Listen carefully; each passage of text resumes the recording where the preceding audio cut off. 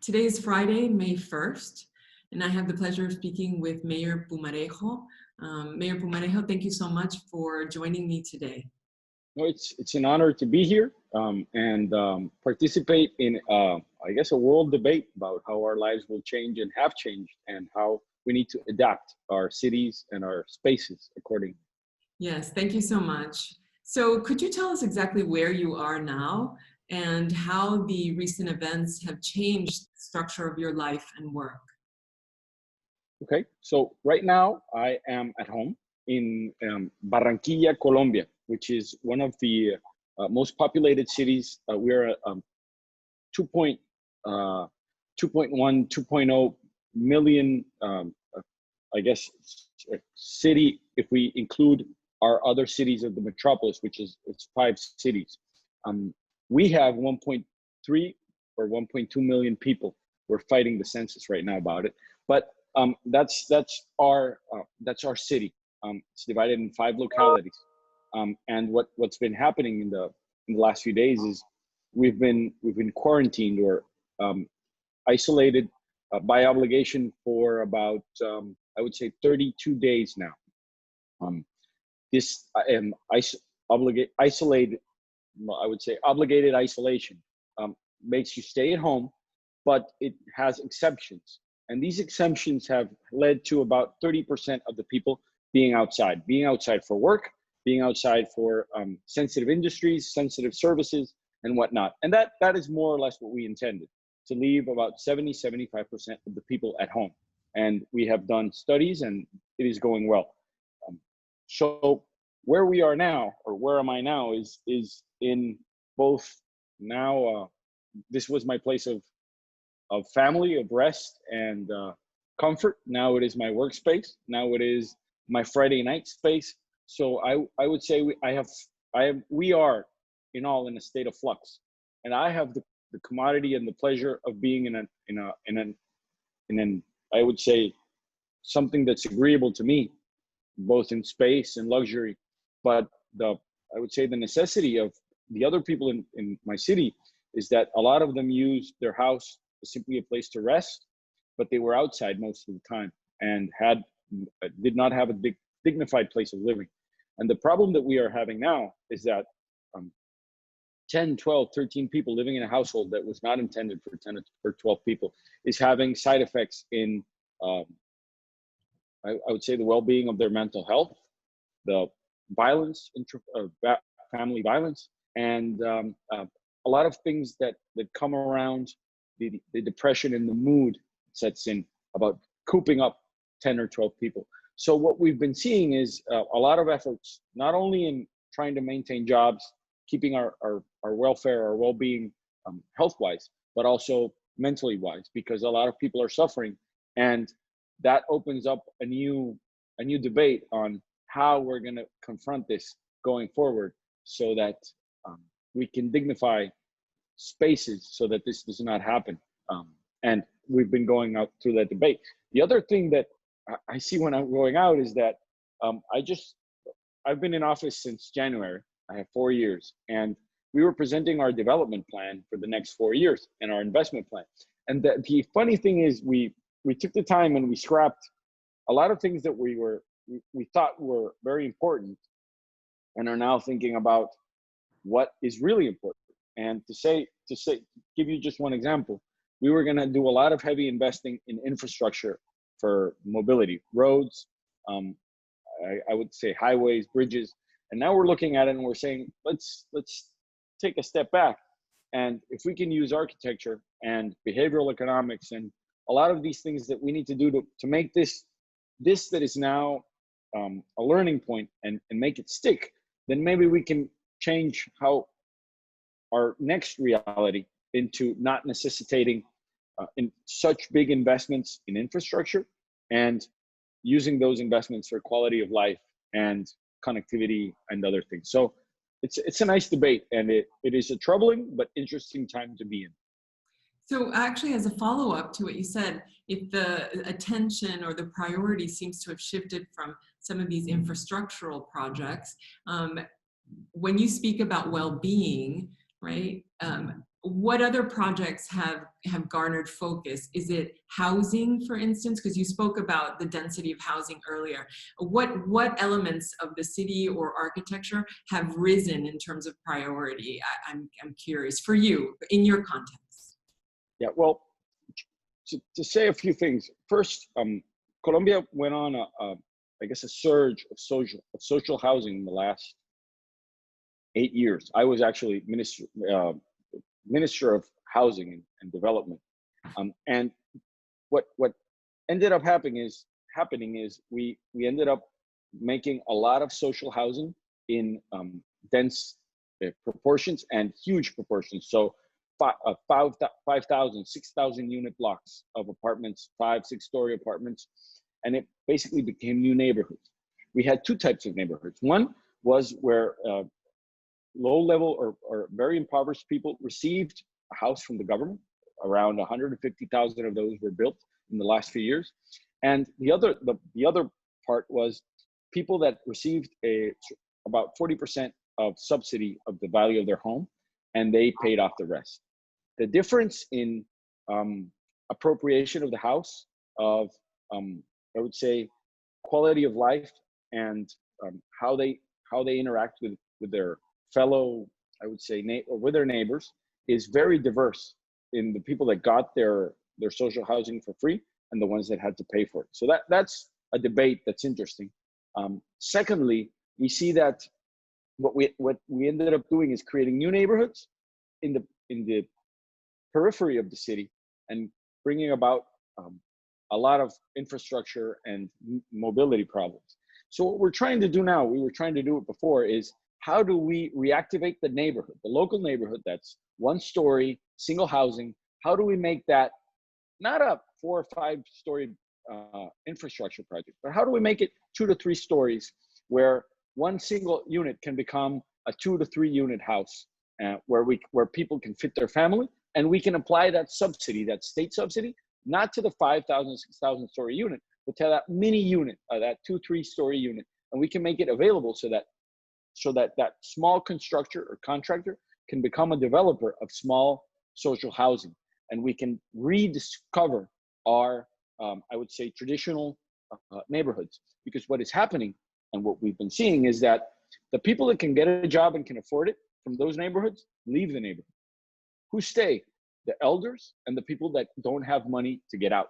So we end up, I would say, diminishing the quality of life and the prospects of traditional neighborhoods in the city. And we create new problems for us in spreading out a city that doesn't need to spread out. So what we've been doing for the last couple of months, and we're now adjusting, is with Bjork Ingles, we've been studying how we're going to redevelop and rethink our city. We developed how much space we need and how much space we don't need. And we're going to apply that to parks. So we're going to build the idea is to build 5 metropolitan natural parks. So I would say the biggest focus that we saw now is that we're 30% of our streets are, of the people that use our streets are using it, 70% are not. So we see that we're moving around, we're working, a lot of us are working. So if we took that up to 70%, let's say 70% of us use the streets, and 30% of us could do work, work in our home, or could flex that up.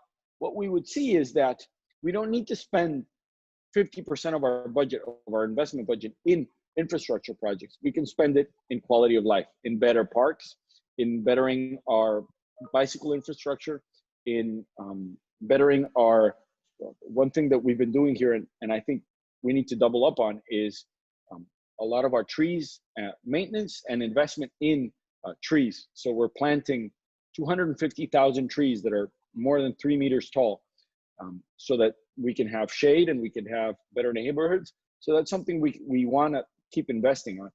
So I would say it's a shift from just thinking of how we can move people around to actually giving us the opportunity to see why we're moving them around, how we can stop moving people around unnecessarily, and how we can put that money into making neighborhoods and the quality of life around us better.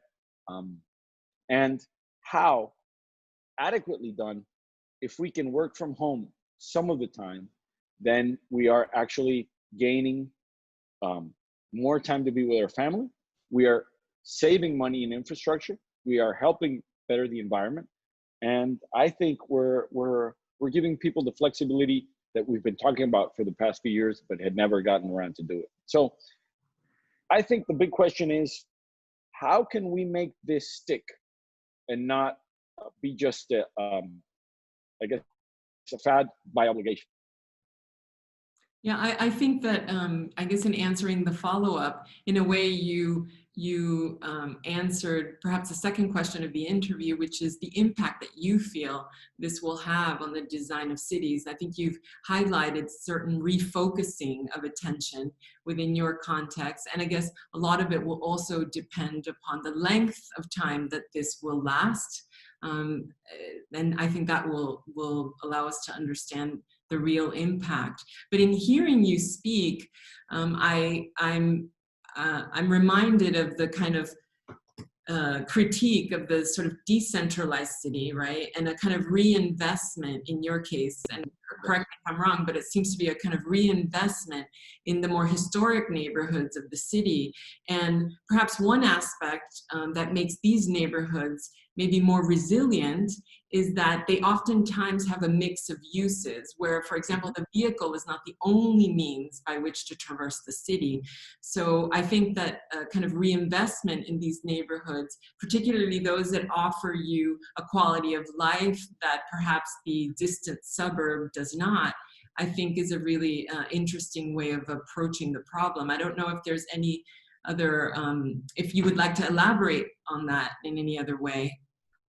Yeah, I think that is the case. One is reinvesting or trying to repopulate our traditional neighborhoods.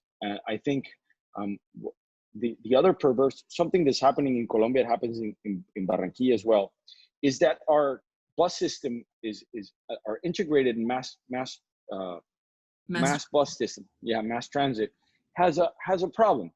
You pay the same fare if you live 30 kilometers from where you work, or if you live 2 kilometers. So there's a perverse incentive to go to the periphery of the city.